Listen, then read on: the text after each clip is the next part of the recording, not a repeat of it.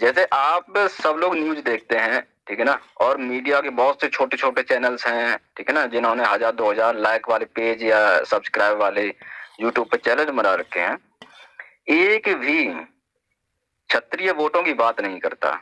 इससे पहले वाला जो स्पेस हुआ था उसमें हमने 14% क्षत्रिय वोटों का और दर्जनों सीटों का आंकड़ा दिया था कि जो क्षत्रिय बाहुल्य हैं, जहां पर क्षत्रिय निर्णायक है। मैं आपको एक उदाहरण देता हूं कि मैं मैनपुरी से बिलोंग करता हूं। मैनपुरी सदर सीट जो है वो क्षत्रियों के लिए एक है कि भाई यहाँ पर एक क्षत्रिय विधायक बन सकता है। एक सीट है भोगांव, जहां पर क्षत्रियों की आबादी अच्छी खासी है और जो वहां से विधायक चुने गए हैं उनकी आबादी मात्र 10,000 है। लेकिन क्षत्रिय उस विधायक को जिता देता वहां पर, सिर्फ किसके? राष्ट्रवाद के नाम पर, ठीक है ना, क्योंकि क्षत्रियों को तो पाठ पढ़ाया जाता है कि तुम राष्ट्रवादी बनो, और उन क्षत्रियों को राष्ट्रवाद होने का पाठ पढ़ाया जाता है जिनकी पीढ़ियां खप गई इस राष्ट्र को, इस धर्म को बचाते बचाते। पीढ़ियां की पीढ़ियां उन्होंने बलिदान कर दी और उनकी पीढ़ी को यह बताया जाता है कि आप राष्ट्र हित में वोट कीजिए, ठीक है ना। और तैसे हमारे मूर्ख क्षत्रिय हैं, वो पाठ भी पढ़ते हैं, वो अपने पूर्वजों से नहीं शिक्षा लेते हैं कि वो इसलिए मर गए, बलिदान हो गए।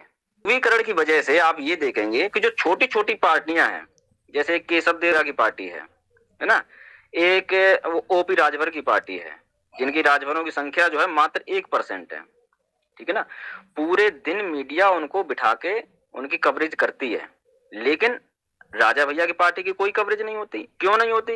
क्योंकि मीडिया को तो पता है ना कि आप किसके गुलाम हैं, आपका वोट जाएगा कहाँ। राजा भैया की पार्टी का खड़ा हो जाएगा तो क्षत्रियों का वोट राजा भैया के पास नहीं जाएगा, होंगे ना भविष्य में, उनको भी मीडिया कवरेज नहीं देती। आप ये जो न्यूज तो सब देखते होंगे, आप देखिए कि कोई भी मीडिया राजा भैया की पार्टी की कभी इंटरव्यू ले, ठीक है ना, कोई उनका प्रचारित ही नहीं करती। जबकि क्षत्रिय तो उत्तर प्रदेश में 14% है, 14% वाले की कोई गिनती नहीं, लेकिन 1% वाला सरकार बनाएगा। एक जाति है जिसका मात्र 0.6% वोट है, जिसके 5 विधायक बहुत मुश्किल से बनते हैं, वो जात मुख्यमंत्री को हटाएगी, ठीक है ना, वो जात मुख्यमंत्री को बनाएगी। बताइए इससे बड़ा दुर्भाग्य क्या हो गया उस उत्तर प्रदेश का कि जिसके टोटल 5 विधायक बनते हैं उत्तर प्रदेश में बड़ा मुश्किल से, ठीक है ना, और वो भी मुख्यमंत्री को बदल रही है। तो ये क्षत्रिय समाज को सोचना पड़ेगा।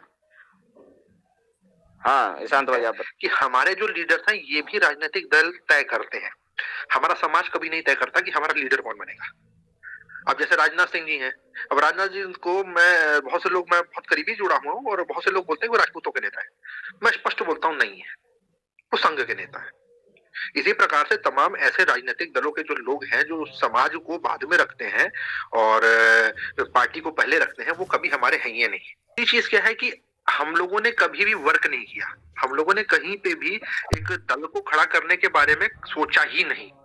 आज राजा भैया आए हैं, राजा भैया प्रसिद्ध हैं। दरअसल अभी कुछ दिनों पहले पढ़ा था इसके बारे में, तो मुझे पता चला कि इंटरनल सर्वे करवाती हैं पार्टियां, तो उसमें एक बात निकल के आई कि हमारे समाज के लोग जो हैं उनसे पूछा जाए कि भैया जरा एक चीज बताएंगे कि हाँ कि किसको वोट करोगे आप, कि साहब जी भाजपा से कोई आ जाए हम तो उसको वोट कर देंगे, ठीक है ना।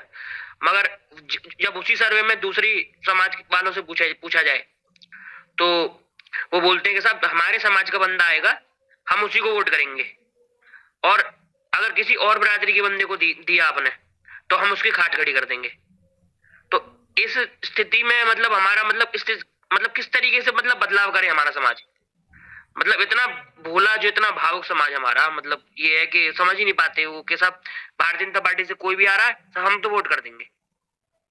तो इस स्थिति से कैसे निपटा जाए? देखो इसका उदाहरण आपके बगल वाली सीट है, सिकंदराबाद सीट है, ठीक है ना। और अभी जो आपके ही मथुरा के एसपी सिंह जी आए थे, उन्होंने कौन सी सीट बताई थी?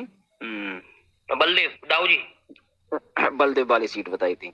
ये 2 उदाहरण हैं कि समाज जागरूक हो रहा है, ठीक है ना। अब समाज जो है किसी के बहकावे में नहीं आ रहा है, और यही मैंने आपको बताया था कि मैनपुरी में अशोक चौहान को उस जाति ने हरा दिया था जिस जाति के 10,000 वोट होने के बाद भी वहां पर विधायक बनाया, बाद में वो मंत्री बने। इस बार वहां पर स्थिति दूसरी है। इस बार पहले जो छत्री था भोगांव विधानसभा का, वो पूरा सो रहा था, ठीक है ना, वो गुलाम था, अब नहीं है। अब अगर हमारे को नहीं जिताओगे तो हम आपको एक प्रत्याशी को भी नहीं जिताएंगे। यही पूरी स्थिति जो है वो कन्नौज जिले की है, यही फर्रुखाबाद जिले की है, ठीक है ना। तो समाज धीरे धीरे जागरूक हो रहा है, उसको चीजें समझ में आ रही हैं कि उसको करना क्या है, ठीक है ना, और हमारा कर्तव्य है, हम जागरूक करते रहेंगे। और इसीलिए जैसे मीडिया जो है हमें कोई तवज्जो नहीं दे रही है कि उत्तर प्रदेश में 14% क्षत्रिय होने के बाद भी किसी भी मीडिया ने ये नहीं कहा कि क्षत्रिय यहाँ पर निर्णायक है, चाहे आरक्षित सीट हो या कोई सी सीट हो, कभी नहीं कहती है। तो अभी राकेश रघुवंशी जी ने, जो करड़ी सेना के प्रदेश अध्यक्ष हैं उत्तर प्रदेश के, उन्होंने बनारस में एक प्रेस कॉन्फ्रेंस भी की थी और मीडिया वालों को और सबको ये बता दिया था कि क्षत्रिय जो है वो 14% है, चाहे तो आप जनगणना करवा लो, अगर मीडिया नहीं कराएगी तो चुनाव के बाद हम खुद इतने सक्षम हैं कि हम जनगणना करवा लेंगे अपनी, ठीक है ना, सारे आंकड़े रखेंगे। लेकिन ये नहीं होना चाहिए कि जो 1% वोट है जिसका, जिस विधानसभा में जिसके 4000 वोट हैं वो साहब निर्णायक है, और जिसका 1 लाख वोट है उसकी कोई पूंछ ही नहीं है, उसकी मीडिया में कोई बात ही नहीं होती है, ठीक है ना। तो बात क्यों नहीं होती है? क्योंकि आप किसी ना किसी के गुलाम हैं, इसलिए बात नहीं होती है। तो जैसे ही आप इस स्थिति से निकलेंगे मीडिया भी आपको कवर करेगी, ठीक है ना, और नेता भी आपको।